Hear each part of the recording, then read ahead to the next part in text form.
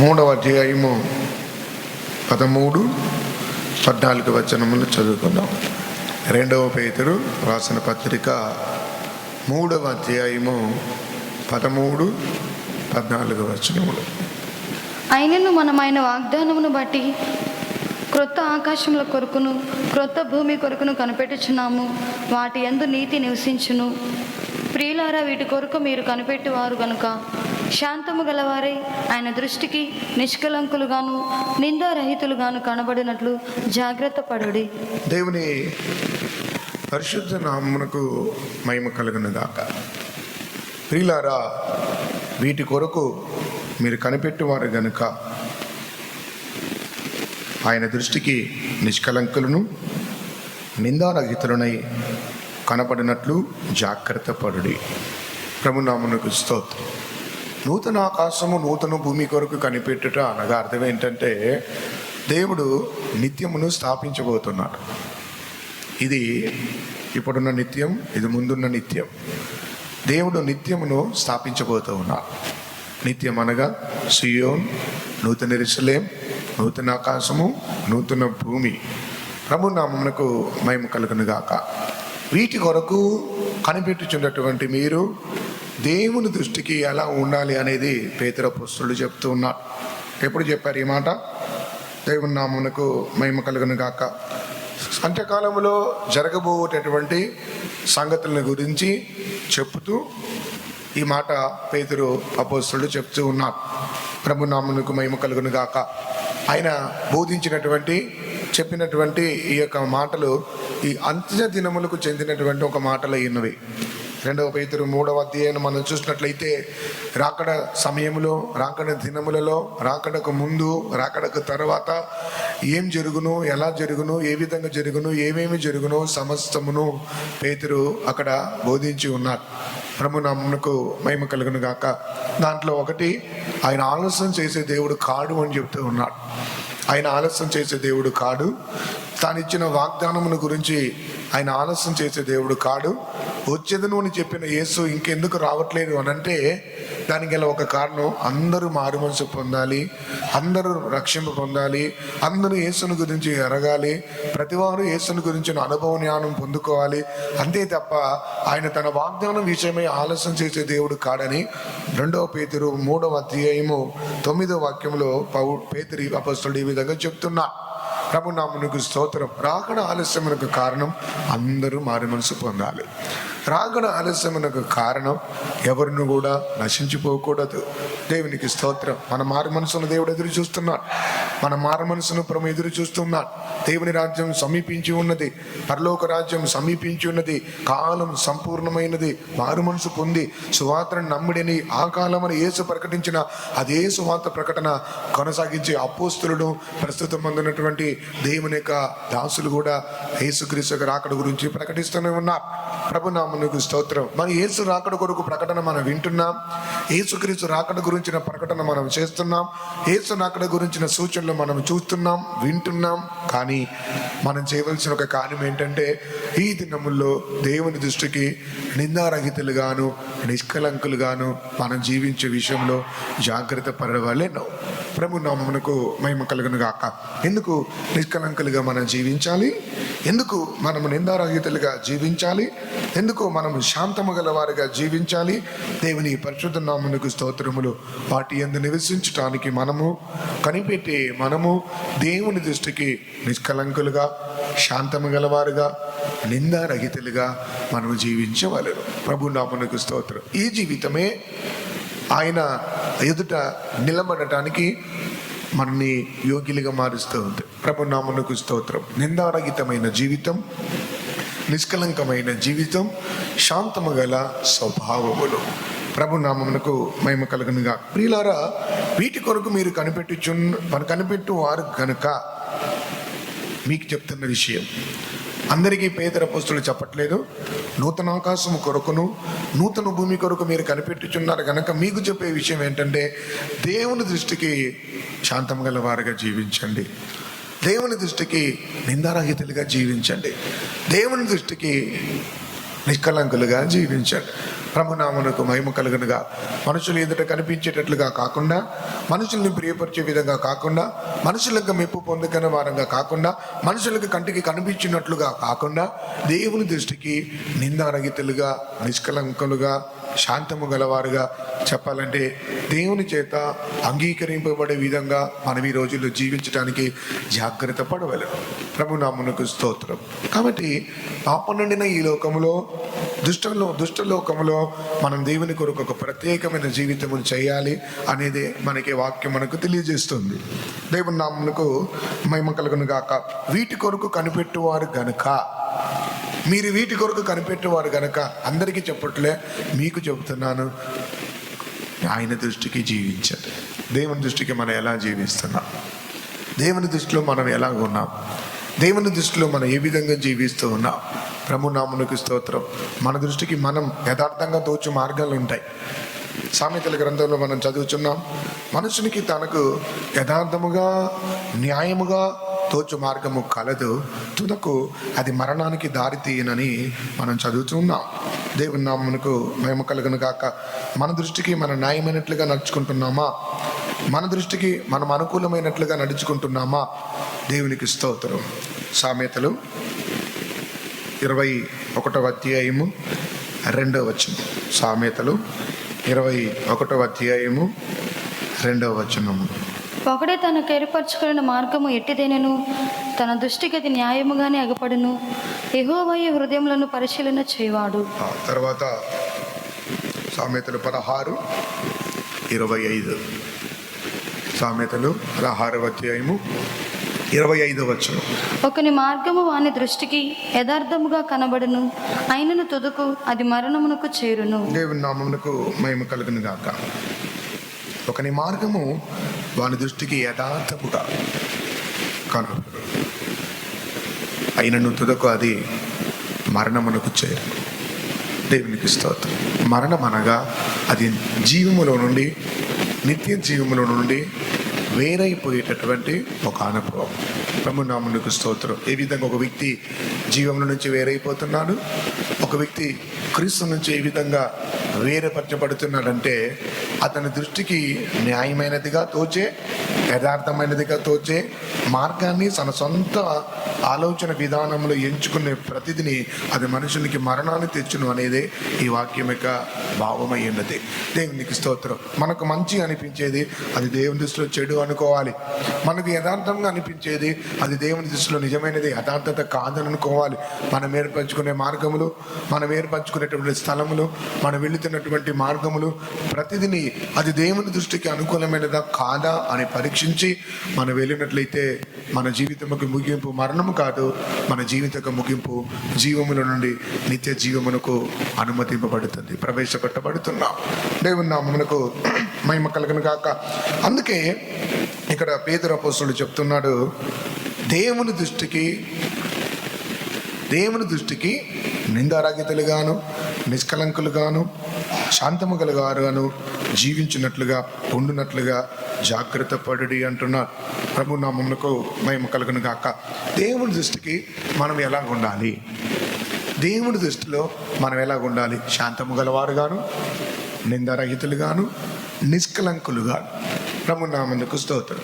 దేవుని దృష్టిలో నిందారహితంగా జీవించిన ఒక వ్యక్తి ఉన్నాడు. ఆయన పేరే నోవాహు. ఆదికాండము 7వ అధ్యాయమును మనం ధ్యానించినట్లయితే, ఆ కాలమున జీవించినటువంటి సంతతిలో ఉన్నటువంటి ప్రజలందరిలో నోవాహు యెహోవా దృష్టి యందు అతడు ఏం చేసి ఉన్నాడు? నీతిమంతుడుగా జీవించి ఉన్నాడు. ప్రభు నామమునకు మహిమ కలుగునుగా. ఆదికాండము 7వ అధ్యాయము మొదటి వాక్యాన్ని చదువుకుందాం. 7:1. యెహోవా, ఈ తరము వారిలో నీవే నా ఎదుట నీతిమంతుడివై ఉండుట చూచితిని గనుక నీవును నీ ఇంటి వారును ఓడలో ప్రవేశించుడి. దేవుని పరిశుద్ధ నామమునకు మహిమ కలుగును గాక. పాపం నిండినటువంటి కాలములో, అక్రమం పెరిగినటువంటి పరిస్థితుల మధ్యలో, ఘోరం అభివృద్ధి చెందినటువంటి పరిస్థితుల మధ్యలో నోవాహు గురించి దేవుడు చెప్తున్నాడు, నీవే నా ఎదుట లేదా నీవు నా దృష్టి యందు నిందారహితుడుగా జీవించి ఉన్నావు. ప్రభు నామమునకు స్తోత్రం. నిందారహితులుగా జీవించటం అంటే నింద రాకుండా జీవించటం అనేది ఒక పాస్టర్గా తెలియజేస్తున్నా. ప్రభు నామమునకు మహిమ కలుగును గాక. మనం పలు నిందలు వేస్తాం, కానీ మన మీదికి నింద రాకుండా, నిందారహితంగా, నింద లేకుండా జీవించే ఒక జీవితమే దేవుని చేత అంగీకరింపబడే ఒక జీవితం అని తెలియజేయబడినది. ప్రభు నామమునకు మహిమ కలుగును గాక. ఈ తరము వారందరిలో, ప్రస్తుతం జీవిస్తున్నటువంటి ఈ తరము వారందరిలో, ఈ జనరేషన్ అందరిలో నీవే నా ఎదుట నీతిమంతుడివై జీవించుట నేను చూచితిని. ప్రభు నామమునకు మహిమ కలుగును గాక. అతడు నీతిమంతుడును నిందారహితుడిగా జీవించి ఉన్నా. ప్రభు నామమునకు మహిమ కలుగునుగా. అవును, ఏ విధంగా నోవాహుకి ఈ జీవితం సాధ్యపడింది? నోవాహుకి ఈ జీవితం ఎలా సాధ్యపడింది? రీసెంట్గా ఒక ఆయన ప్రశ్నల మీద ప్రశ్నలు వేశారు. ఎలా ఈ జీవితం సాధ్యం? ఎలా ఈ మార్గం సాధ్యం? ఎలా ఈ సవాళ్ళను ఎదుర్కోగలము? ఇది కుదరని కార్యం. యేసుక్రీస్తు అంటే దైవ రూపం, ఆయన దేవుని పోలిక, ఆయన దైవత్వం కాబట్టి ఈ జీవితం సాధ్యపడింది. మనుషుల కంటే ఈ జీవితం సాధ్యపడదు, ఇది అసాధ్యం అని చెప్పి పలు రకాలుగా ప్రశ్నలు వేయడం జరిగింది. దేవుని నామమునకు స్తోత్రం. కానీ ఈ అసాధ్యమైన జీవితం సాధ్యం అని నిరూపించడానికి యేసుక్రీస్తు రక్తమాంసములు పాలివాడేనని చెప్పి రాయబడి ఉన్నది. పరిశుద్ధ జీవితమైన, నీతిమంతుగా జీవించే జీవితమైన, జయించే జీవితమైన, యేసుకు నీతిమంతులుగా జీవించే జీవితమైన, నిష్టగా ఉండే జీవితం ఏదైనా సరే అది అసాధ్యం అని అంటే ఖచ్చితంగా అక్కడ కృప కోల్పోయినట్లుగానే మనం తెలుసుకోవాలి. ఏ విధంగా నోవాహుకు ఈ జీవితం సాధ్యపడింది? ఆదికాండము 6వ అధ్యాయము 8వ వాక్యములు మనం చూసినట్లయితే, నోవాహు యెహోవా దృష్టికి కృప పొందినవాడు ఆయన, లేదా దయ పొందినవాడు ఆయన. చదువుకుందాం. ఆదికాండము 6వ అధ్యాయము 8వ వచనం. అయితే నోవాహు యెహోవా దృష్టి యందు కృప పొందిన వాడాయను. నోవాహు వంశావళి ఇది. నోవాహు నీతిపరుడును తన తరములో నిందారహితుడై ఉండెను. నోవాహు దేవునితో కూడా నడిచిన వాడు. దేవునికి స్తోత్రం. ఆ తరము వారందరిలో నీతిమంతుడుగా మాత్రమే కాదు, నిందారహితంగా జీవించి దేవునితో నడిచి. అంటే ఇక్కడ మనం అర్థం చేసుకోవాల్సిన విషయం ఏంటంటే, నీతిమంతులు, నిందారహితులు దేవునితో నడుస్తారు. దేవునితో నడిచిన వారే దేవునితో ఉండటానికి అర్హులుగా మార్చబడుతున్నారు. దేవునితో నడిచిన వారే దేవునితో ఉండటానికి యోగ్యులుగా మార్చబడుతున్నారు. అందరినీ ఆయనతో ఉండటానికి యోగ్యులుగా మార్చబడలేరు. ఈ వీటి కొరకు కనిపెట్టు పిరిలారా, వీటి కొరకు కనిపెట్టు మీరు ఆయన దృష్టికి శాంతము గలవారుగాను, నిందారహితులుగాను, నిష్కలంకులుగాను జీవించుడి. నోవాహు ఎందుకు అలా జీవించాడు? ఆయనకు ఒక భయం ఉన్నది, జలప్రళయం రాబోతుందని ఒక భయం. ఆయనకు ఒక ప్రకటన ఉన్నది, ఓడలోనికి ప్రవేశిస్తే మనం కాపాడబడతామని. ఆయనకు ఒక భయం ఉన్నది, జలప్రళయం రాబోతుంది, దీనికి తప్పించుకోవటానికి వేరే మార్గం లేదు, జీవితమే దీనికి గల మార్గం,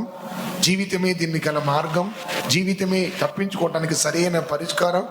నోవాహు దేవుని దృష్టిలో కృప పొందటం మాత్రమే కాదు, రాబోతున్నటువంటి ఉగ్రతను గురించి అతడు భయం కలిగి, ప్రకటన కలిగి ఓడలోనికి ప్రవేశపెట్టబడటమే సరి అయినటువంటి పరిష్కారం అని అతడు గ్రహించుకుని ఉన్నాడు. అందుకే వయసు వృద్ధాప్యంలో ఉన్నా కూడా దేవుడు చెప్పిన మాటకు అతడు లోబడి దేవునితో నడుస్తూ, కుటుంబాన్ని పరిమర్శిస్తూ, ఓడ పనిలో నిమగ్నమై, తనకు మించిన వయసు అయినా సరే దేవునితో నడిచే ఒక అనుభవం కలిగి ఉన్నాడు. దీని అంతటి గల ఒక కారణం ఏంటంటే, నోవాహు దేవుని దృష్టిలో కృప పొందినవాడాయను. దేవుని దృష్టిలో మనం కృప పొందినప్పుడు, దేవుని ఎదుటి నుంచి మనం కృప పొందినప్పుడు, దేవుని ఎదుట నిందారహితులుగా మనం జీవించగలము, దేవుని ఎదుట నీతిమంతులుగా జీవించగలము, దేవునితో కూడా నడవగలము, దేవునితో కూడా ఉండగలము. కనిపెడుతున్నా, ఎప్పుడు రాకడని కనిపెడుతున్నా, ఎప్పుడు నేను కొనిపోబడాలి, ఎప్పుడు కొనిపోబడాలని కనిపెడుతున్నా, ఎప్పుడు యేసు రాకడ వస్తుందో అని కనిపెడుతున్నా, నేను యేసుతో కూడా ఉండాలని చెప్పి మనం ఎదురు చూస్తున్నా, నేను యేసయ్యతో ఉండాలని చెప్పి మనం ఆశపడుతున్నా, తప్పులేదు. కానీ కొనిపోబడటానికి ముందు మనం ఎలాగో జీవిస్తూ ఉన్నాం. మన దృష్టికి యథార్థమైన మార్గాలు ఎంచుకుంటున్నామా? దేవుని దృష్టికి యథార్థమైన మార్గాలు ఎంచుకుంటున్నామా? మన దృష్టికి మనకు అనుకూలమైన మార్గంలో నడుచుకుంటున్నామా? దేవుని దృష్టికి అనుకూలమైన మార్గంలో నడుచుకుంటున్నామా? మనకు మనమే అంగీకరింపబడుతున్నామని చెప్పి స్వయం తృప్తి కలిగి ఉంటున్నామా? లేదా దేవుని చేత అంగీకరింపబడాలని చెప్పి మన స్వయం తృప్తిని విడిచిపెట్టి కష్టమైన దేవుని ఇష్టంగా భావించి దేవుని యొక్క మార్గంలో నడుచుకుంటున్నామా? నోవాహు తనతో నడుచుకోలే, తనంతట తాను నడుచుకోలేదు. నిందారహితుడిగా నీతిమంతుడిగా నోవాహు దేవునితో నడిచి ఉన్నాడు. హానోకు దేవునితో నడిచి కొనిపోబడినట్లుగా నోవాహు దేవునితో నడిచి ఆరారాధ పర్వతం మీదకి నిలబెట్టబడటానికి యోగ్యుడిగా మార్చబడ్డాడు. ప్రభునామమునకు స్తోత్రం. యెహోవా దృష్టి యందు కృప పొందుకుండా, ఇతర భాషలో ఉంది నోవాహు దేవుని దృష్టి యందు దయ పొందుకున్నాడని చెప్పి రాయబడింది. దయ, కనికరము, కృప కొరకే ఈ రోజుల్లో మనం కనిపెట్టాలి. దయ, కృప, కనికరమే మనల్ని నిందారహితులుగా జీవించినట్లుగా సహాయం చేస్తుంది. నిందారహితులుగా జీవించినట్లుగా మనం కాపాడబడతాం. దేవుని పరిశుద్ధ నామమునకు స్తోత్రం. తన దృష్టికి యథార్థమైన మార్గము కలదు, తుదకు అది మరణానికి దారి తీయును. దేవుని పరిశుద్ధ నామమునకు స్తోత్రం.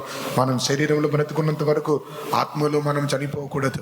శరీరంలో మనం బ్రతుకున్నంత వరకు ఆత్మీయతలు మనం మరణించకూడదు. మనం కొనిపోబడేంత వరకు మన జీవితంలో మరణం అనేది సంభవించకూడదు. ఏ విధంగా మరణం సంభవిస్తున్నది? యథార్థముగా అని తోచే స్వయంగా స్వచిత్తముగా తన సొంతంగా ఎంచుకునే ఏర్పరచుకునే మార్గములు నిర్ణయాల వల్ల ఈ దినాలు అనేక మంది ఆత్మీయ జీవితంలో మరణాన్ని ఎదుర్కొంటూ ఉన్నారు. దేవుని పరిశుద్ధ నామమునకు మహిమ కలుగును గాక.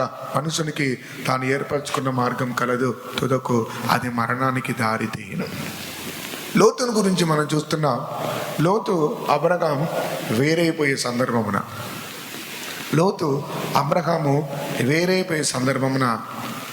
అబ్రహాం అంటున్నాడు, నీ కుడికి వెళ్తే నేను ఎడమకి వెళ్తాను, నేను ఎడమకి వెళ్తే నీ కుడికి వెళ్ళమని చెప్పాను. దేవుని నామమునకు స్తోత్రం. అబ్రహాం వయసులో పెద్దవాడు.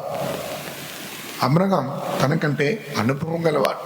దేవుని నామమునకు స్తోత్రం. లోతు చెప్పాలి, మీరు కుడికి వెళ్తే నేను ఎడమకి వెళ్తాను, మీరు ఎడమకి వెళ్తే నేను కుడికి వెళ్తాను, ముందుగా మీరు ఎంచుకోండి అని చెప్పాలి. దేవుని నామమునకు స్తోత్రం. అవకాశం ముందుగా వచ్చిందని లోతు ముందు అవకాశాన్ని ఎంచుకున్నారు. లేకపోతే అబ్రహాం ఛాన్స్ ఇస్తే అబ్రహాం మంచిగా ఎంచుకుంటాడేమో, సరి అయిన చోటును ఎంచుకుంటే నాకు పనికిరాని స్థలం వదిలిపెడతాడేమో అని చెప్పి ఉన్నాడు అనుకున్నాడని తెలియదు. ముందుగానే లోతు అబ్రహాం కంటే ముందుగా నిర్ణయం తీసుకున్నాడు, విడిపోవటానికి వేరైపోవటానికి ముందుగా. చూసినప్పుడు లోతు కన్నులు ఎక్కడికి పోయాయి? సొదొమ గొమొర్రా వైపుగా వెళ్ళిపోయాయి. దేవుని నామమునకు స్తోత్రం. సొదొమ గొమొర్రా లోతు కన్నులెత్తి చూచినప్పుడు అది ఆరంభంలో ఎలాగుందంట? అది యెహోవా తోటవలెను, ఏదెను తోటవలెను అతనికి కనిపించింది. దేవుని పరిశుద్ధ నామమునకు మహిమ కలుగును గాక. అది యెహోవా తోటవలెను, అది ఏదెను తోటవలెను ఆ లోతు యొక్క కన్నుకు అది కనిపించింది. దేవుని పరిశుద్ధ నామమునకు మహిమ కలుగును గాక. వెంటనే ఆ పట్టణాన్ని అతడు ఏర్పరచుకున్నాడు. వెంటనే ఆ పట్టణాన్ని అతడు ఎంచుకున్నాడు. దేవుని పరిశుద్ధ నామమునకు మహిమ కలుగును గాక. చదువుకుందాం. ఆదికాండము 13వ అధ్యాయము 10వ వచనం. ఆదికాండము 13వ అధ్యాయము 10వ వచనం. లోతు తన కనులెత్తి యొర్దాను ప్రాంతమంతటిని చూచెను. యెహోవా సొదొమ గొమొర్రాను పట్టణములను నాశనము చేయక మునుపు సోయరుకు వచ్చే వరకు అదంతయు యెహోవా తోటవలెను, ఐగుప్తు దేశము వలెను, నీళ్లు పారు దేశమై ఉండెను. దేవుని నామమునకు స్తోత్రం. యెహోవా తోటవలెను. తోట అంటే అదే విధంగా ఏదైనా తోట, యెహోవా తోట, అది యెహోవా సృష్టించిన తోట వలె ఉండెను అనుకున్నాడు. కన్నులెత్తి చూచాడు. అదే మనుషుని దృష్టికి అదాంతముగా తోచు మార్గములు కలవు. దేవుని నామమునకు మహిమ కలుగును గాక. మనము దేవుని యొక్క ఆలోచన చేత మాత్రమే నడుచుకొనవలను, దేవుని యొక్క ఆలోచన చేత మాత్రమే నడిపింపబడవలను. ప్రభు నామమునకు మహిమ కలుగును గాక. లోతు తన దృష్టికి తనకి యథార్థమైన మార్గాన్ని ఎంచుకున్నాడు. తన దృష్టికి అనుకూలమైన మార్గాన్ని ఎంచుకున్నాడు. తన కన్నులకు రమ్యమైన మార్గాన్ని ఎంచుకొని ఉన్నాడు. దేవుని పరిశుద్ధ నామమునకు స్తోత్రం. ఒక విధంగా చెప్పాలంటే కన్నుల ఆశలో అతడు పడిపోయినట్లుగా మనం చూడగలము. ప్రభు నామమునకు స్తోత్రం. ఆదాం హవ్వ మొదటిగా పాపం వారిలోనికి ప్రవేశించడానికి మునుపు వారు ఆమె ఆ పండును చూచినని చెప్పి రాయబడింది. అది చూచినప్పుడు కన్నులకు రమ్యముగా కనిపించి ఉన్నది. దేవుని నామమునకు స్తోత్రము. కాబట్టి దేవుని దృష్టికి అనుకూలమైన వారంగా నడుచుకుందుము గాక.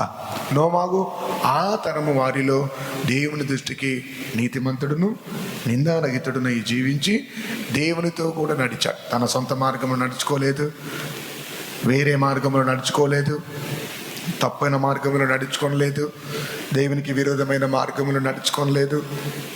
దేవునికి స్తోత్రం. అలాగా నడుచుకొని ఉంటే కోపం సర్వప్రపంచాన్ని మీది కాదు, నోవాహు మీదకి దేవునికి కోపం వచ్చేది. దేవుని నామమునకు స్తోత్రం. నడకను బట్టి దేవుని ఉగ్రత వస్తుంది. నడకను బట్టి మనం నడుచుకునే నడక అది దేవుని దృష్టికి అనుకూలంగా కాకపోతే, మనం వెళుతున్న మార్గంలో అది దేవునికి ప్రియముగా లేకపోతే, మనం తీసుకునేటటువంటి నిర్ణయాలు అది దేవునికి ఇష్టం లేకపోతే అక్కడ దేవుని యొక్క కోపం వచ్చింది. దానికి ఉదాహరణగా నేనేవే పట్టణంలో జరిగినటువంటి సంభవాన్ని గురించి మనం నేర్చుకోగలము. నేనేవే మీద దేవుడు కోపగించడానికి గల కారణం పాపమే. ఆ పాపం ఏ పాపం అంటే, వారందరూ ప్రతివాడు దేవుని యొక్క మార్గాన్ని విడిచి తొలగిపోయారు, తమకిష్టమైన మార్గములు ఎంచుకున్నారు. దేవుని పరిశుద్ధ నామమునకు మహిమ కలుగును కాక. అందును బట్టి వారి యొక్క చెడు నడతలను బట్టి, వారు తీసుకున్న చెడు నిర్ణయాలను బట్టి, వారు వెళ్ళిన చెడు మార్గములు బట్టి దేవుడు నినేవే మీద కోపగించి ఉన్నాడు. ఎలాగో సర్వప్రపంచం మీద కోపగించి నోవాగును సర్వ సృష్టికి సువార్త ప్రకటించమని చెప్పాడో, ఇక్కడ కూడా నినేవేని నాశనం చేస్తానని చెప్పిన దేవుడు నినేవేకి నాశనం చేయడానికి మునుపు యోనాను కూడా పట్టణానికి పంపించి ఆ పట్టణం యొక్క పాపాన్ని వారికి గ్రహింపు కలుగజేసినట్లుగా ఈ దినమున నేను వెళుతున్న మార్గముల గురించి దేవుడు మనకి హెచ్చరిస్తూ ఉన్నాడు. దేవుని దృష్టికి అనుకూలమైనట్లుగా నడుచుకుందుము గాక. దేవుని దృష్టికి నిందారహితులుగా మనం మార్చబడదుము గాక. దేవుని దృష్టికి మన నీతిమంతులుగా, నిష్కలంకులుగా, శాంతముగల వారుగా మనం జీవించడము గాక. మన మార్గములు యెహోవాకు ప్రియముగా ఉన్నట్లయితే మన శత్రువులు కూడా దేవుడు మనకు మిత్రులుగా మార్చి, మన త్రోవలన్నీ మనకు అనుకూలంగా మార్చి దేవుడై ఉన్నాడు. యోనా గ్రంథం 3వ అధ్యాయము 10వ వాక్యమును చదువుకుందాం. ఈ నినేవే వారు తమ చెడు నడతలను మానుకొనగా వారు చేయుచున్న క్రియలను దేవుడు చూచి పశ్చాత్తాపుడై వారికి చేయుదునని తాను మాట ఇచ్చిన కీడు చేయక మానెను. కేవలం వారికి చెడు నడక దేవుని దృష్టికి ఘోరమైన పాపం. యోనా 1వ అధ్యాయము 2వ వాక్యంలో చూస్తున్నాం. నినేవే పట్టణస్థుల దోషం నా దృష్టికి ఘోరమాయెను. చదువు.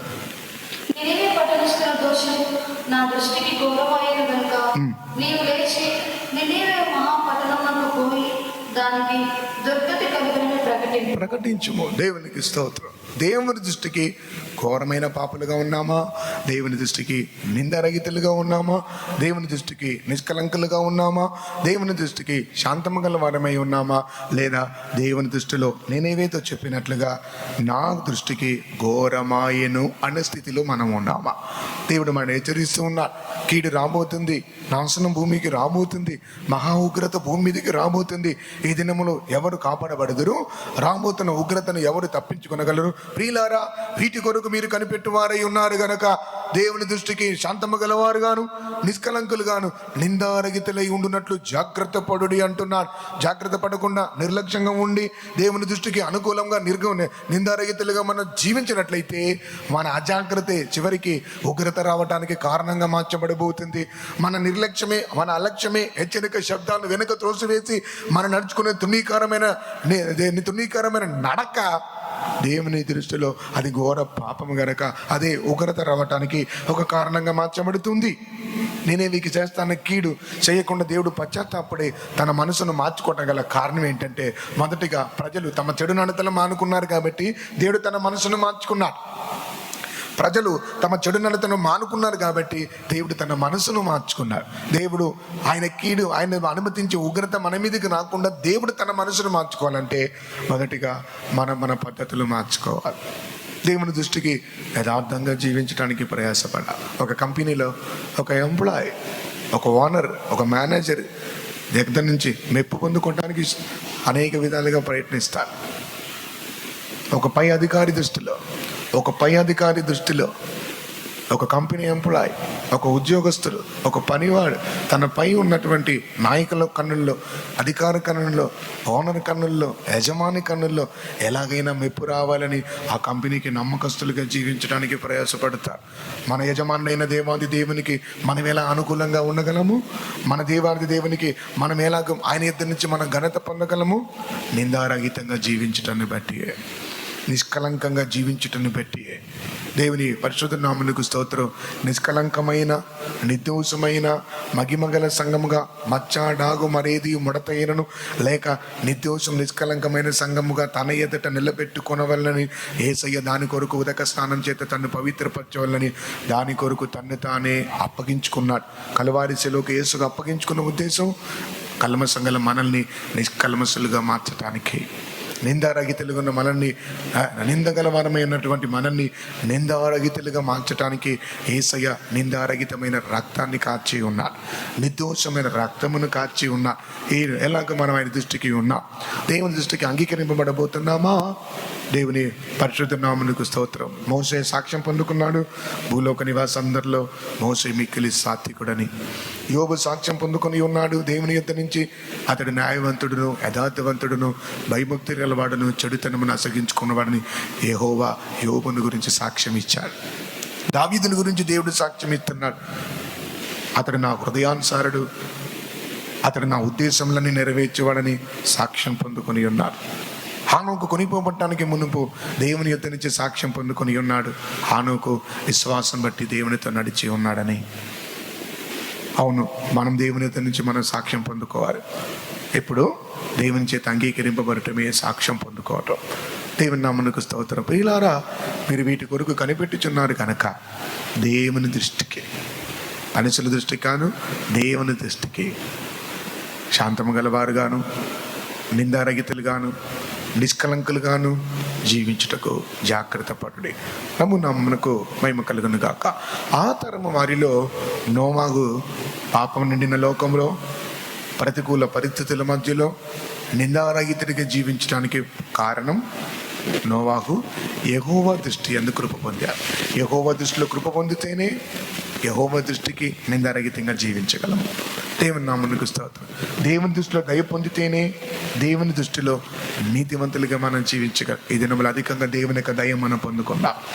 ఈ నోవాహు విషయంలో మనం నేర్చుకోవాల్సిన ఒక ముఖ్యమైన విషయం కృప పొందుకుందాం. అనిదిన దేవుని యొక్క దయను పొందుకుందాం. అనిదిన దేవుని యొక్క కనికరాన్ని మనం పొందుకుందాం. దేవుని యొక్క కనికరం, దేవుని యొక్క కృప, దేవుని యొక్క దయ మాత్రమే మనం ఇక్కడ నిలబెట్టును. దేవునితో నడిచినట్లుగా చెయ్యను, దేవునితో ఉండునట్లుగా చెయ్యను. దేవునికి స్తోత్రం. నేను ఓడను కట్టాను, సువార్తను ప్రకటించాను, నా కుటుంబాన్ని, శ్రమపడిన కుటుంబాన్ని నడిపించుకున్నాను. ఎన్ని కాదు, ఓడలోనికి ప్రవేశపెట్టబడటం దేవుని యొక్క కనికరం, దేవుని యొక్క దయ. నూతన భూమి కొరకు, నూతన ఆకాశం కొరకు కనిపెట్టు. మీరు యెహోవా దృష్టి యందు నిష్కలంకులుగా, నిందారహితులుగా, శాంతమగలుగారుగా ఉండినట్లు జాగ్రత్త పడండి. ఆ కాలమున నోవాహు కృప పొందుకొని దేవుని కొరకు జీవించారు. రెండవదిగా లోతు సొదొమ గొమొర్రా పాపం పెరిగినా, అక్రమం పెరిగినా, ఘోరాతి ఘోరమైన పాపం పెరిగినా అలాంటి పరిస్థితుల్లో నీతిమంతులుగా జీవించారు. ఎలా సాధ్యపడింది? దేవుని పరిశుద్ధ నామమునకు మహిమ కలుగును గాక. అవును, దానికి పేరే కృప. అవును, దానికి పేరే దేవుని యొక్క దయ, దేవుని యొక్క కనికరం. ప్రభు నామమునకు మహిమ కలుగునుగా. సొదొమ గొమొర్రా అంతా పాపం పెరిగింది. నోవాహు కాలంలో సర్వలోకం పాపం పెరిగిన ఆ కాలంలో నోవాహు జీవించినట్లుగా సొదొమ గొమొర్రాలో కూడా దేవుడు నాశనం చేస్తానని చెప్పాడు. అదే సందర్భంలో లోతు నీతిమంతునిగా జీవించి ఉన్నాడు. నీతిమంతులుగా మనం జీవించడానికి అనుదినం ప్రయాసపడాలి. పిలాతు యేసుక్రీస్తు గురించి సాక్ష్యం ఇస్తున్నాడు. ఈయన నీతిమంతుడు, ఈయన యందు నాకు ఏ దుష్కార్యమును కూడా కనబడటం లేదు.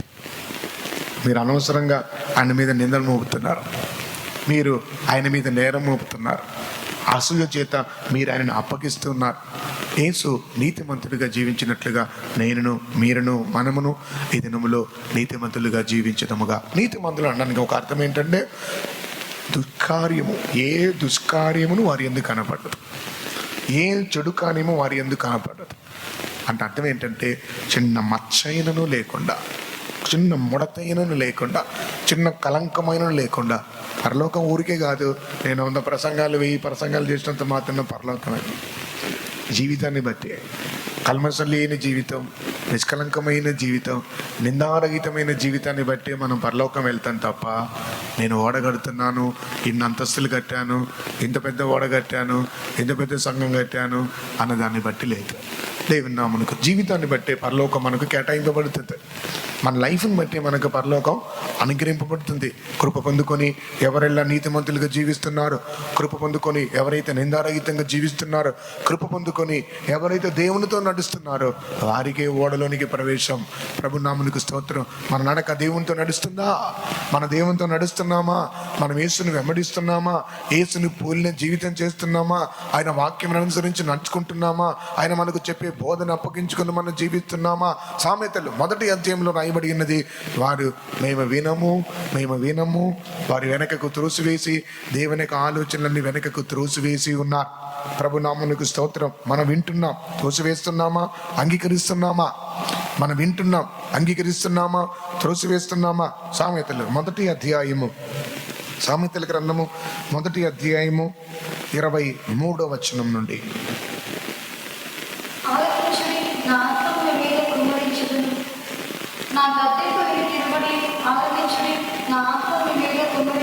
నా ఆత్మను మీ మీద కుమ్మరించుదును,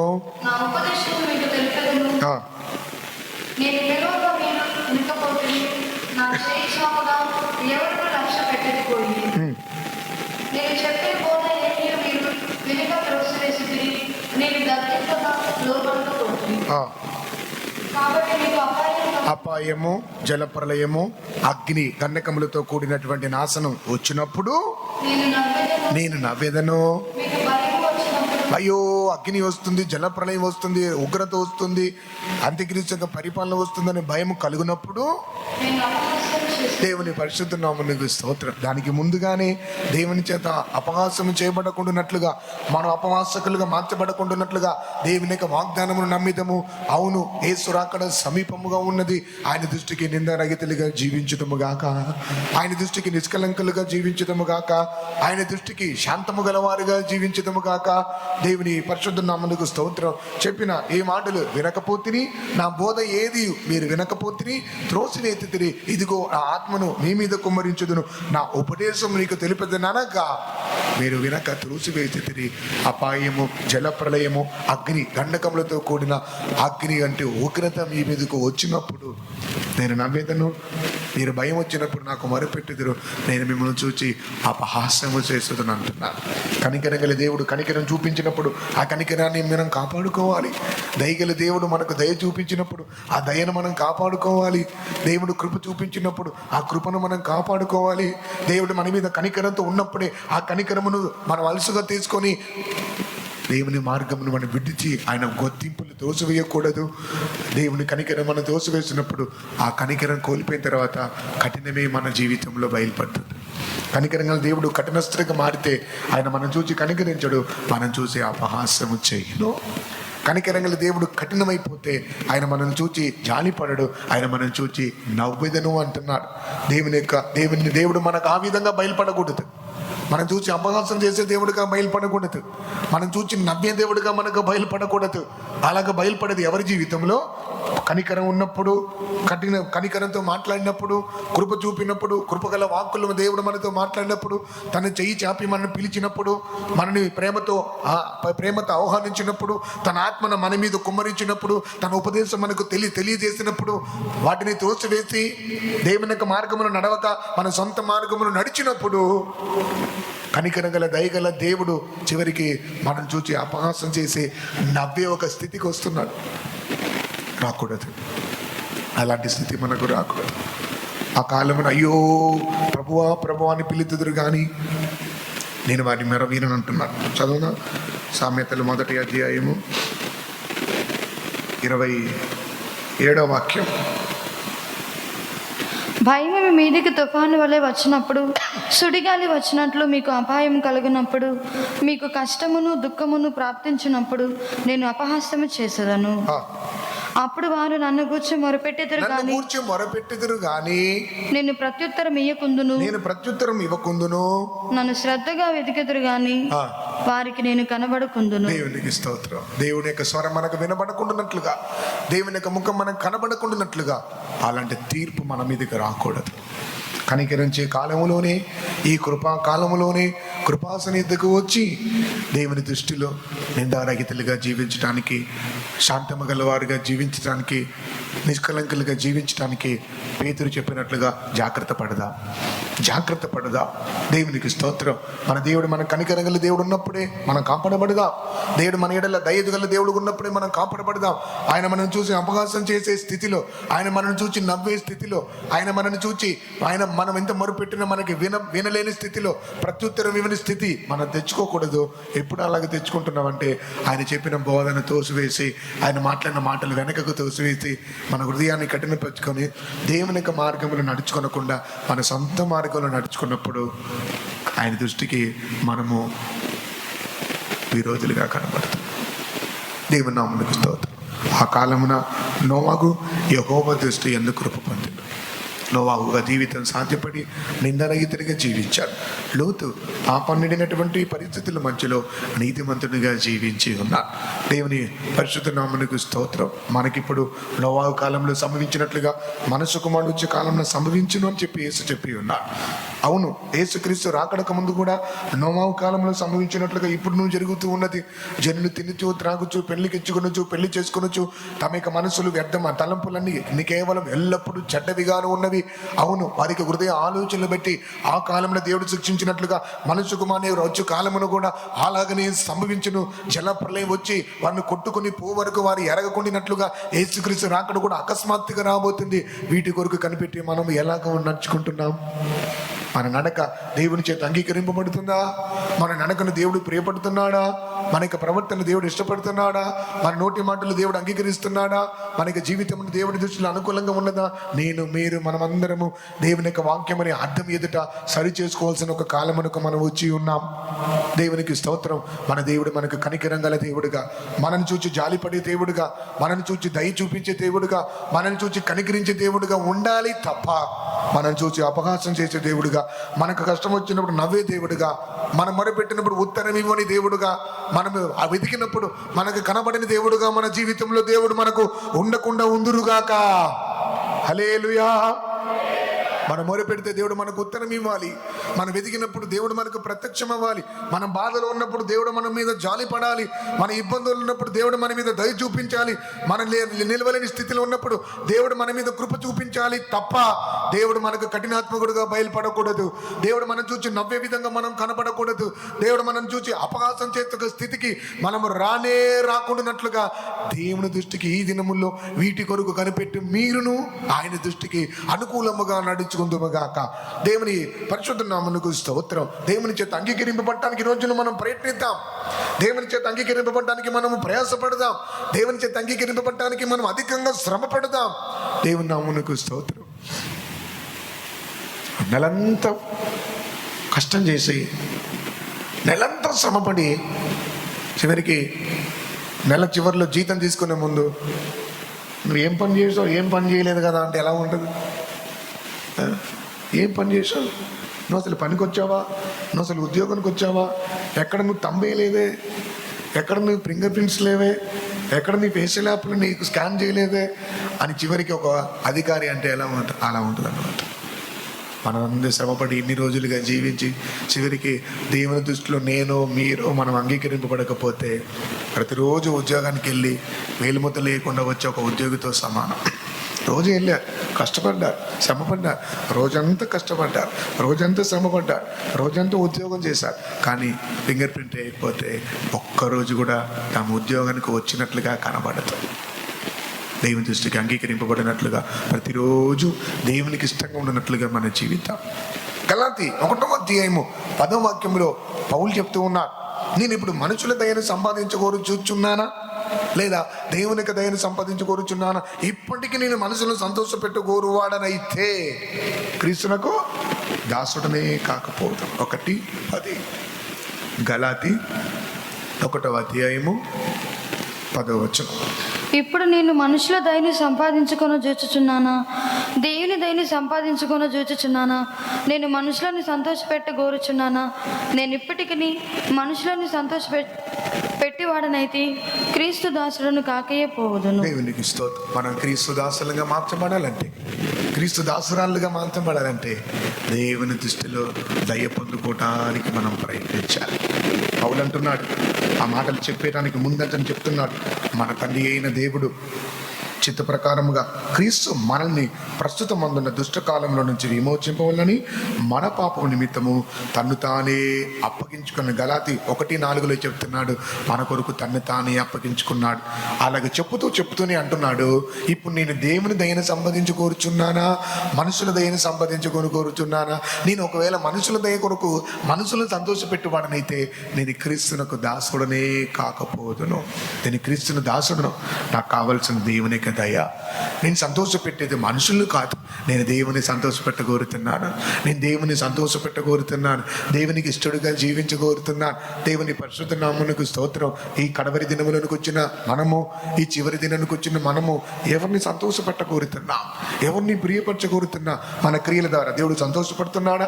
దావీదేమంటున్నాడు, దేవా నా నోటి మాటలు నా హృదయ ధ్యానము నీకు అంగీకారములుగునుగాక అంటున్నాడు. ఏమి? నా హృదయ ధ్యానము, నేను చేసే ధ్యానం, నేను చేసే తలంపులు, నా యొక్క ఆలోచనలు, నా నోటి మాటలు నీకు అంగీకారమగునుగాక. దేవుని నామమునకు స్తోత్రం. నేను మాట్లాడే మాటలు నీకు అంగీకరింపబడిన మాటలు నా నోటిలో రాకూడదు. నేను ఏదైనా ధ్యానం చేస్తే ఆ ధ్యానం ఏది తెలుగులో ఉంది ఎలాగంటే ఇంపుగా ఉండునుగాక అంటే, తమిళ్లో ఉంది అంగీకరింపబడునుగాక అంటే. దేవుని నామమునకు తమిళ్లో ప్రియముగా ఉండునట్లుగా అంటున్నాడు. నా నోటి మాటలు, నా హృదయ ధ్యానం నీకు అంగీకారముగా, నీకు ప్రియముగా ఉండునుగాక అంటున్నాడు. మన చూపులు, మన నడక, మన ప్రవర్తన, మన మాటలు, మనకి క్రియలు, మన ఆలోచనలు, మన ధ్యానం, మన తలంపులు, మన ఊగలు దేవునికి అంగీకారంగా ఉండినట్లుగా వీటి కొరకు కనిపెట్టి మీరును జాగ్రత్త గల వారి ఉండాలని పేతురు చెప్తూ ఉన్నాడు. దేవుని నామమునకు స్తోత్రం. మనం స్కాన్ చేయబడుతున్నాం, ప్రతిరోజు మనం లెక్కింపబడుతున్నాం, ప్రతిరోజు మనం పరిశోధింపబడుతున్నాం, ప్రతిరోజు మనం పరీక్షింపబడుతున్నాం. ఒక గొప్ప ప్రతిఫలం కొరకు మనం ఒక స్కూల్లో ఉన్నాం, ఒక గొప్ప ప్రతిఫలం కొరకు మనం ఒక ఎగ్జామినేషన్లో ఉన్నాం. దేవునికి స్తోత్రం. వాని క్రియలు చొప్పున ప్రతివానికి నేనిచ్చు జీతం నా యొద్ద ఉండదంటున్నాడు. పాపి తన పాపానికి తగిన ఒక ప్రతిఫలాన్ని పొందుకోబోతున్నాడు. ఒక పరిశుద్ధుడు తన పరిశుద్ధతకు తగిన ప్రతిఫలాన్ని పొందుకోబోతున్నాడు. మీరు నేను ఏ ప్రతిఫలం పొందుకోబోతున్నాం అనేదే మన యొక్క పరీక్ష. మీరు నేను ఏ ప్రతిఫలమును పొందుకొనబోతున్నాం అనేది మన యొక్క ప్రశ్న. దేవుని నామమునకు స్తోత్రం. దేవుని దృష్టిలో అంగీకరింపబడినట్లుగా ప్రతిదినం మనం ప్రయాసపడదామా? దేవా నా నడక నీ చేతులు అంగీకరింపబడాలి, నా యొక్క ప్రయాణం నీ దృష్టిలో అంగీకరింపబడాలి, నా నోటి మాటలు నీ దృష్టిలో అంగీకరింపబడాలి, నా యొక్క చూపులు నీ దృష్టిలో అంగీకరింపబడాలి. ప్రియులారా, వీటి కొరకు కనిపెట్టి మీరును ఆయన దృష్టికి శాంతము గలవారుగాను, నిందానగితులుగాను, నిష్కలంకులుగా ఉండినట్లుగా జాగ్రత్త పడుడి అంటున్నాడు. దేవునికి స్తోత్రం. నోవాహు కాలంలో ఎంత పాపం నిండినా అలాంటి కాలమున నోవాహు జీవించి ఓడలోనికి ప్రవేశపెట్టబడ్డాడు. లోతు కాలమున అక్రమం పెరిగిపోయిన ఆ కాలమున కూడా లోతు తన కుటుంబం దేవుని కొరకు జీవించి ఉన్నారు. దేవుని నామమునకు స్తోత్రం.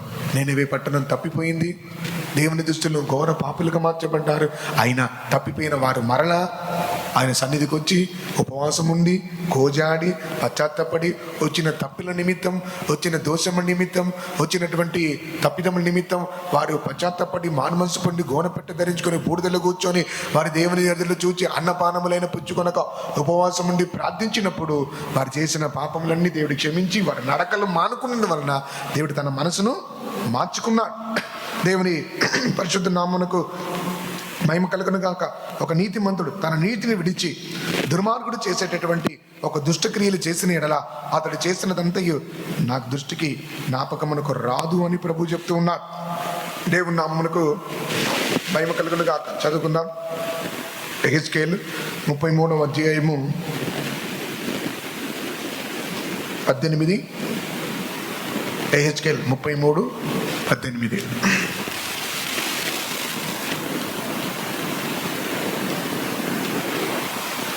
ఎహెచ్కేలు 33:18, 715వ పేజీ. నీతిమంతుడు తన నీతిని విడిచి పాపము చేసిన ఎడల, నీతిమంతుడు తన నీతిని విడిచి పాపము చేసిన ఎడల ఆ పాపమును బట్టి అతడు మరణము నొందును. 19. మరియు దుర్మార్గుడు తన దుర్మార్గతను విడిచి, దుర్మార్గుడు ఒక పాపి, దేవునికి విరోధంగా వెళ్ళినటువంటి ఒక దోషి తన దుర్మార్గతను విడిచి నీతి న్యాయములను అనుసరించి నడిచిన ఎడల, ఇకనైనా నీతి న్యాయములను అనుసరించి నడిచిన ఎడల వాటిని బట్టి అతడు బ్రతుకును. వాటిని బట్టి అతడు బ్రతుకును. దేవునికి స్తోత్రం. ఒక నీతిమంతుడు తన నీతిని విడిచినట్లయితే అతడు మరణము నందును. ఒక నీతిమంతుడు తప్పిన మార్గాన్ని విడిచి మరలా నీతి క్రియలు చేయడానికి అతడు తనను సమర్పించుకున్నట్లయితే అతడు మరలా బ్రతుకును. బ్రతికే వారెవరు, చనిపోయే వారెవరని ఈ వాక్యం మనకు తెలివిగా బోధిస్తూ ఉంది. దేవుని దృష్టిలో అంగీకరింపబడదము గాక. మన మార్గంలో విడిచి దేవుని మార్గంలో నడుచుకోవటానికి మనం సమర్పించుకుందాము గాక. యేసు త్వరగా రాబోతున్నాడు. ప్రియులారా, వీటి కొరకు కనిపెట్టు వారై ఉన్నారు గనక దేవుని దృష్టికి నిష్కలంకులుగాను, శాంతము గలవారుగాను, నిందారహితులుగాను ఉండినట్లు జాగ్రత్త పడు. అందరు కళ్ళు మూసుకుందామా? ప్రభువా, మీరు అక్కడలో మీ దృష్టిలో నేను అంగీకరింపబడా. నా జీవితం, నా ప్రయాసం, నా ప్రయాణం, నా మాట, నా నోటి మాటలు, నా తలంపులు, నా చూపు, నా వినికిడి, నా క్రియ, నా ప్రతిచర్యలో కూర్చుండుట, లేచిండుట, పరుండుట, వెళ్ళుట, వచ్చుట అన్ని నీ దృష్టిలో మాత్రం అంగీకరింపబడినట్లుగా నన్ను నడిపించుము ప్రభువా. నా దృష్టికి యథార్థమైన మార్గమైనట్లయితే దాన్ని నిండి నన్ను తొలగించుము. బిలాం ఇశ్రాయేలును శపించడానికి వెళ్తున్నాడు. బిలాము ఇశ్రాయేలును శపించడానికి వెళ్తున్నాడు. ఆ వెళ్ళే మార్గం దేవునికి ఏం లేదు, ఇష్టం లేదు. అవునా? బిలాము ఇశ్రాయేలును శపించడానికి వెళ్తున్నాడు. ఇశ్రాయేల్ ఆశీర్వదింపబడిన జనం, ఇశ్రాయేల్ దేవుని జనం, ఇశ్రాయేల్ నా ప్రజలు అంటున్నారు. అలాంటి ప్రజల్ని శపించడానికి బిలాం అనే ప్రవక్త ఈ లోక ప్రకారమైన వస్తువుల చేత ఆశింపబడి అతడు ఇశ్రాయేలును శపించడానికి వెళ్తున్నాడు. మధ్యలో ఏం జరిగింది?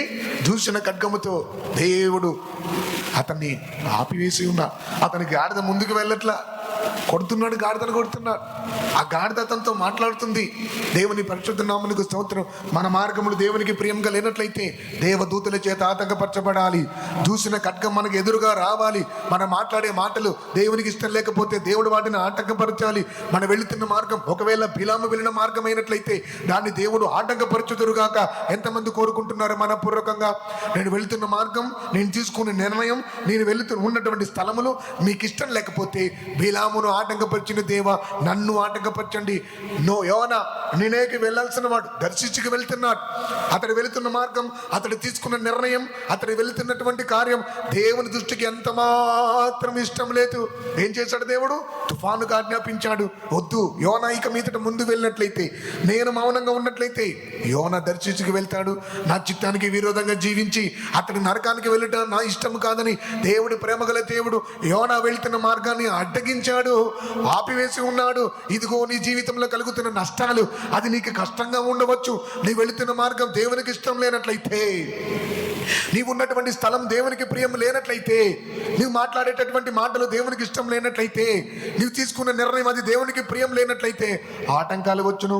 అది ఆటంకం అనేది దేవుడు కలుగజేస్తున్న ఆటంకం అని గ్రహించుకోనకుండా ప్రార్థన చేసుకొని ఏదో పరిశుద్ధాత్మ చేత నింపబడి ముందుకు వెళ్ళాలని బిలాము, నువ్వు ఒక ప్రవక్త, నీవు మనసును కఠినపరచుకొని దేవుడు నడిపించిన మార్గమును గ్రహించుకొనక నీవు ముందుకు వెళ్ళి దేవుడు ఆటంకపరుస్తున్నా, అభ్యంతరపరుస్తున్నా గ్రహించుకొనకుండా ముందుకు వెళ్ళినట్లయితే ఆయన నేను చూచి దయ చూపించే, కనికరిని చూపించే దేవుడుగా ఉండడు, కఠినస్తుడుగా ఉండబోతున్నాడు. దేవునికి హెచ్చరిక శబ్దాలకు మనం అందరము అప్పగించుకుందాము గాక. అందరం ప్రార్థన చేద్దాం. ప్రభువా, నేను వెళుతున్న మార్గం అది నీకు ప్రియముగా లేనట్లయితే ఆటంకపరచండి, అడ్డుపరచండి. బిలామును ఆపిన దేవుడు, యోనాను ఆపిన దేవుడు, నా మార్గం నీకు ప్రియముగా లేనట్లయితే, నీ దృష్టికి అనుకూలంగా లేనట్లయితే నన్నును ఆపివేయండి. నీ చిత్తమైన మార్గము నన్ను నడిపించుము ప్రభువా. అవును, నీ చిత్తమైన మార్గం నడిపించుము. దావీదు చెప్పినట్లుగా మనం చెప్తాం, దేవా నా హృదయమును పరీక్షించుము, నా హృదయమును పరిశోధించుము, నా అంతరంగమును తెలుసుకొనుము. నేను ఏ సొంత నిర్ణయం నా జీవితంలో తీసుకోనకూడదు, నా సొంత ఆలోచన చెప్పు నేను ఎక్కడికి వెళ్ళకూడదు, నా సొంత కార్యము నేను ఏమి తీసుకోనకూడదు. యేసు చెప్పినట్లుగా మనము చెప్పే స్థితిలో ఉందాం. నేను ఎల్లప్పుడూ నా తండ్రికి ఇష్టమైనది చేయుచున్నాను గనక నేను ఎల్లప్పుడూ నా తండ్రికి ఇష్టమైనది నేను చేయించున్నాను కనుక ఆయన నన్ను ఒంటరిగా విడిచిపెట్టలేదని చెప్తున్నాడు. దేవునికి ఇష్టంగా జీవిస్తే నేను ఒంటరి నేను ఫీలింగ్ మనకు రాదు, నేను లోన్లీగా ఉన్నాను ఫీలింగ్ మనకు రాదు, నేను అనాథనని చెప్పే మనస్తత్వం మనకు రాదు. యేసుకు అందరూ విడిచిపెట్టారు, అందరూ మేలు పొందారు, అందరు విరోధులుగా మార్చబడ్డారు. ఆయన యేసు ధైర్యంగా ఉన్నాడు, సంతోషంగా ఉన్నాడు, సిలువను సంతోషంగా ఎత్తుకొనగలిగాడు. కారణం ఏంటంటే ఆయన ఆరంభం మొదలుకొని ముగింపు వరకు తండ్రికి ఇష్టమైనదే చేసి ఉన్నాడు. యేసు గురించి తండ్రి సాక్ష్యం ఇచ్చాడు, ఇతడు నా హృదయానుసారుడు, ఇతడు నా హృదయానుసారుడు, ఇతడు నా కుమారుడు, ఈయన యందు నేను ఆనందించుచున్నాను, ఈయన నాకు ప్రియమైన కుమారుడు. మనము కూడా దేవుని దృష్టిలో ప్రియమైన కుమారులుగా కుమార్తెలుగా మార్చబడదామా? ఎంతమంది అప్పగించుకొని పోతున్నారు? ప్రభువా, వీటి కొరకు కనిపెట్టి నేను జాగ్రత్త పట్టడానికి సహాయం చేయండి. నా జీవితం నిందారహితముగా నిష్కలముఖముగా మీ చేత అంగీకరింపబడి శాంతము గలవాడుగా నన్ను నేను సమర్పించుకుంటున్నాను. ప్రభువా, నేను వెళ్ళే మార్గం మీకు ప్రియంగా లేనట్లయితే నేను దుఃఖపడ్డా పర్వాలేదు, ఆపేయండి ప్రభువా. నాకు నష్టం వచ్చినా పర్వాలేదు, నిలిపివేయండి ప్రభువా. నష్టంలో పడిపోయినా పర్వాలేదు, నేను మాత్రం నీ ఇష్టం నెరవేర్చాలి ప్రభువా, నీ ఇష్టం నెరవేర్చాలి. అందరం చెప్పండి, అందరం నెరవేర్చండి. ప్రభువా, నాకు ఇష్టమైన మార్గం అది నీకు ఇష్టం లేకపోతే నాకు కష్టమైనా సరే ప్రభువా దాన్ని ఆపండి. బిలామును ఆపిన అదే దేవుడవు, యోనాను ఆపిన అదే దేవుడవు. నాకు నష్టాలు కలుగుతున్నాయని నేను ప్రశ్నించకూడదు, అది నీ ఇష్టం కాబట్టి నీ ఇష్టానికి నేను సంపూర్ణంగా సమర్పించుకున్నా. కృప దయచేయమని అప్పగించుకున్నాము. హల్లెలూయా.